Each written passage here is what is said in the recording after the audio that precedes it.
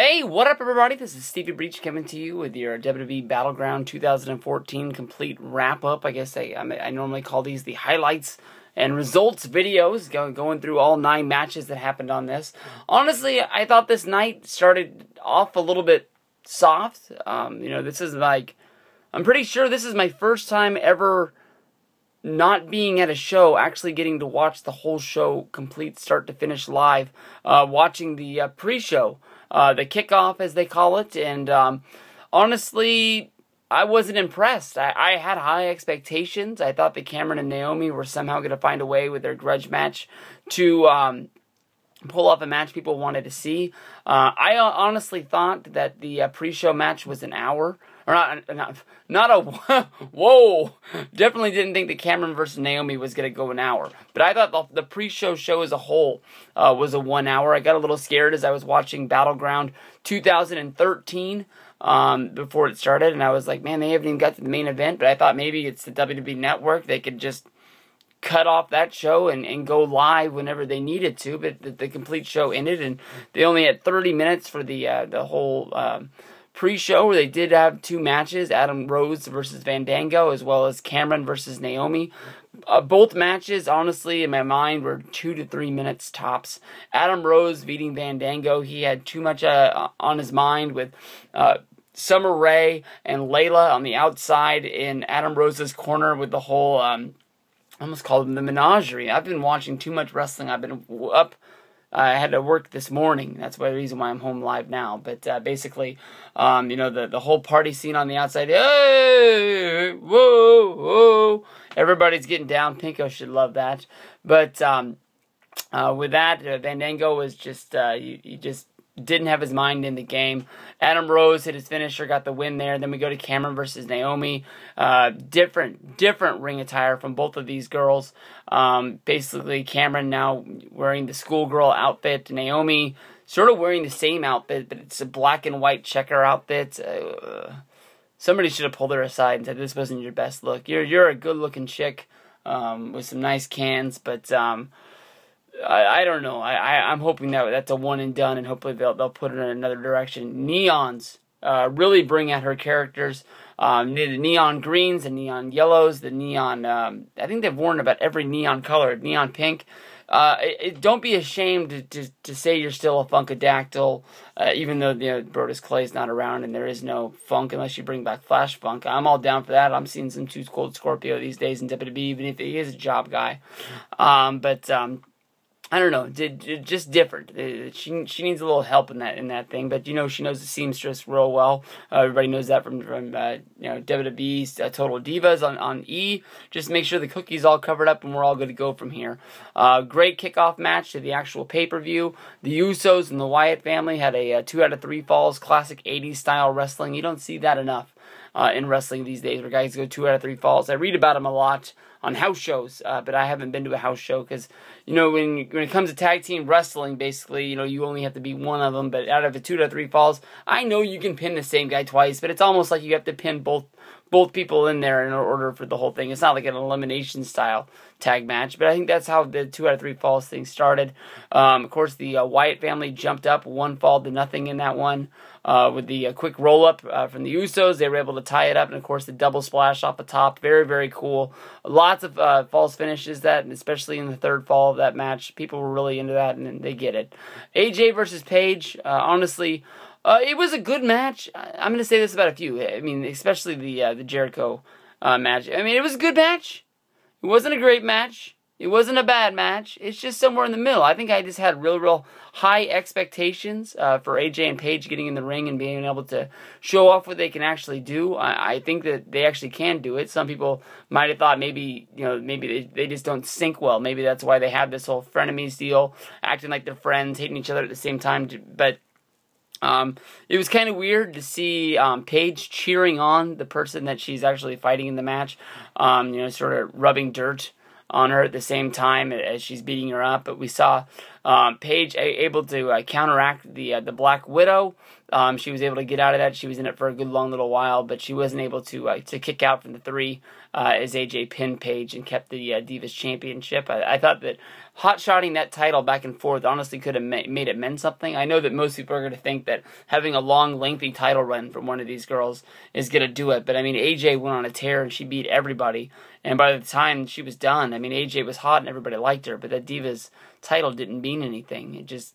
She said it her best, you know, she's seen it all and she's done it all and she's beat everybody, so what's the point? Just retire the title, let her go to TNA and, you know, bring the title back later and then get going. I mean, if you've done it all, well, what are you still sticking around for? Rusev and Jack Swagger was a classic 80s good style match. I got to give it up to Jack. He had a good match. I saw some good reviews from people out there on Twitter during it. Jack got knocked out by Rusev pretty much banging his head into the steps, and counteracting, Rusev jumped into the ring for a countout. WWE bringing back the countout a lot in TV and pay-per-views lately. Rusev, you know, being the guy that I always refer to as the 80s style wrestler, so it's always good you tip your hat to him doing that. But yeah, I think Swagger did a good job in losing this. Hopefully, I'll be able to see a rematch of this at SummerSlam. The match that we sort of never got. Seth Rollins versus Dean Ambrose was supposed to be in that second slot in between the Usos and the Wyatt family. With that match, basically, Rollins was giving a long promo in the back. Ambrose came down, interrupted the match. Or not the match, the promo, beat him up into the point where all the agents and referees had to come over and break it up. Triple H wanted nothing of it because, you know, his promise, you know, boy, the future of WWE, Seth Rollins, having the Money in the Bank, his plan was to have the match, be able to beat Ambrose pretty easily, then be there later in the night if John Cena or Roman Reigns was able to win the Fatal 4-Way. John Cena said there was no way he was going to let Dean Ambrose ruin this night for him. So basically he threw Seth Rollins out of the arena, only for Seth Rollins to come down to the ring later in the night, you know, demanding that his hand be raised and then him be declared the winner by forfeit. Rollins got out of the ring and was attacked by Ambrose, who snuck back into the arena. Of course, they broke up the fight again, and Triple H demanded that Ambrose be let go and taken out of the arena and let Seth stay in there. Seth was walking around the arena, trying to find a safe place to be, was attacked by Dean Ambrose for a third time in this night as he appeared out of the trunk of a car. Very movie-like, very, very cool. He came running at Seth Rollins with a chair. Seth was able to duck the chair and they brawled. They fought on top of a car before Seth jumped into a car, fleeing the arena with his Money in the Bank briefcase. But at least Seth Rollins he gets to keep his briefcase. At least Dean Ambrose is able to say that he stopped the plan of the Authority. There definitely will be hell to pay, but I think we'll finally get this match at SummerSlam, and it's going to be to the point of, you know, I really want to see this. I know that in the past, not WWE, but wrestling, I really wanted to see the match of Beer Money. I went as far as saying that I was actually going to buy a TNA pay-per-view if I was to be able to see James Storm versus Robert Roode, and they made us wait too long. I think the Lockdown was a great match, but I did check that out on the internet just because I knew the match was going to be good, but I didn't have the same feeling as when Robert Roode cracked that beer bottle over James Storm's head and stole the TNA Championship from him. Basically, TNA thinking that they would be able to keep that match fresh by going and giving shots Robert Roode versus AJ Styles on two pay-per-views in a row, and I believe that Robert Roode had to have another fight. James Storm left for a while before coming back, and it just was a mess. You know, go check out Lockdown 2012. I believe that was a great show, great match, good stuff there all around, except for the one match in the middle. I remember I made a joke. I know that it's that big dude that had that long streak before he got beat by Storm. Storm killed it, but I think his name starts with a C. I can't remember. Oh, he's right there on my wall. Where is he? Bam, bam, bam, bam, bam. Crimson. Fuck Crimson. I think it's Crimson versus Matt Morgan, but I could be wrong. Jericho versus Bray Wyatt, to me, honestly, was a very boring match. I just never really got into it, but we'll see it again next month. Great Battle Royal from The Miz and Dolph Ziggler. Great spots by everybody in there. Heath Slater got a big spot by eliminating Cesaro, who was definitely a big favorite in there. The Miz he dipped out of this match twice, much like 1995 Royal Rumble with Jerry Lawler. where basically he just stood on the outside, crawled up. Of course, JBL at the end said that he knew he was there the whole time. I fell for this 100%, no lie. Miz was on the outside from the beginning of the Battle Royal before sneaking back in, trying to eliminate Sheamus. And then when he wasn't able to do that, he was actually in the match fighting, but he did dip out again. And when Ziggler did drop Sheamus in order to win this, I had fallen for it. I thought this was basically a one-on-one match.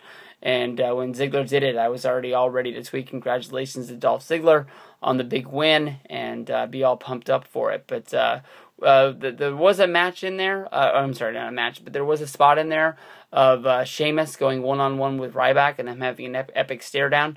Gives me sort of a belief that they're still sticking with Ryback and he's not done from here on out. John Cena, Kane, Randy Orton, and Roman Reigns in the Fatal 4-Way for the WWE World Heavyweight Championship. It was a good match. Nothing really spectacular, a whole lot of false finishes.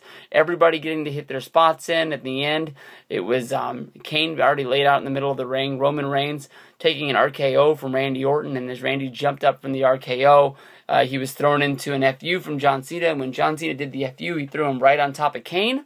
Kane took the brute of the FU. John Cena jumped down, gave him the 1-2-3, jumped up for his victory lap, and basically, he didn't run out of there, but he got out of there pretty fast, and I thought there was enough time to do something. But WWE probably wanted to wrap this up as fast as possible. The shots of Roman Reigns on the outside from not being able to capture the World Heavyweight Championship is something that they can go a lot of different directions with. It showed that desperation in his face. Maybe this could lead to some sort of a turn. Maybe this can lead to some sort of a just last-ditch effort. I have to get it done. 2 pay-per-views in a row. We've seen him in the Money in the Bank going after the championship, and in this show having a 1-in-4 chance going after the Fatal 4-Way. More than likely, we're going to see John Cena versus Brock Lesnar. More than likely, that's going to leave us Roman Reigns versus Randy Orton. Please don't give him Kane. But I think that's going to be good. Definitely you're going to get rematches from Jericho versus Bray Wyatt. Definitely you're going to get Seth Rollins versus Dean Ambrose. You're going to get AJ versus Paige. Hopefully the Usos and the Wyatts go in separate directions. I don't know how you build up from a 2 out of 3 falls to doing anything else. Rusev and Jack Swagger more than likely to be a rematch. So that leaves maybe Miz versus Ziggler. For SummerSlam. It's going to be a big one. Biggest party of the summer. See you there.